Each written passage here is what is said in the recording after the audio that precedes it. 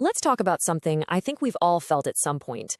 That physical cringe, that feeling of dread when you're cornered and forced to make small talk. Today, we're going to dig into the psychology of why that is. You know exactly what I'm talking about, right? You're at a work event, maybe just in line for coffee, and suddenly you're trapped in this loop about traffic or how chilly it is today. And if that feels less like a friendly chat and more like, well, a total energy drain, you are definitely not alone. But why? What is going on there? Wow, yeah, that quote just nails it, doesn't it? It's not a bridge to somewhere interesting. It feels like a roadblock, something that gets in the way of where your mind actually wants to go. So let's unpack what's really happening inside your brain. So here's the big idea, the main takeaway for this whole thing. We often think there's something wrong with us, right? Like, why can't I just enjoy this simple chit chat? But what if I told you that discomfort isn't a bug in your system? What if it's a feature? That's right. Your brain isn't lazy. It's just bored. It's wired to hunt for patterns, to dig deeper, to get stimulated by complex ideas. And small talk, by its very definition, just doesn't deliver the goods. And when you look at it like this, it's crystal clear. On one hand, you've got surface talk. It's all about social scripts, predictable questions, simple answers. It's very low stimulation. But on the other hand, you have deep talk. We're talking complex ideas, asking those big why questions. And for a certain kind of brain, that is high-octane fuel. So if your mind is a race car that loves the thrill of a complex track, what happens when it's suddenly forced to just idle in traffic? Well, it's more than just boring. It feels like a genuine, frustrating interruption.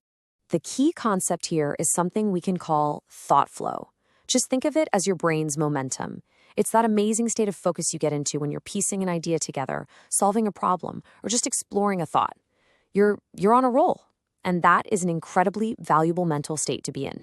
Okay, so here's how that flow state gets shattered. Picture this. You're in step 1. You're totally in the zone, connecting ideas. Then, bam, step 2. Someone asks, so, busy week? To answer that, you have to slam on the brakes, pull your brain out of that deep place, and shift gears entirely. And the result is step 3. Your thought flow is completely broken. Getting back to where you were takes real conscious effort. See, it's not the conversation itself that's so tiring. It's the constant stopping and restarting of your mental engine. But hold on, this doesn't mean you're antisocial. Not at all. In fact, it might just mean the exact opposite. It's usually driven by a craving for a different kind of social connection. And this is such a huge misunderstanding, right? People who hate small talk aren't trying to push others away. They're actually trying to pull them closer. They just want to skip the fluff and get to the real stuff, the conversations that build genuine understanding and create a real bond. Yes, exactly. A deep thinker doesn't just want to know what you're working on. They're dying to know why you're passionate about it, what challenges you're facing, or what you've learned along the way. They're digging for the treasure that's buried just beneath the surface.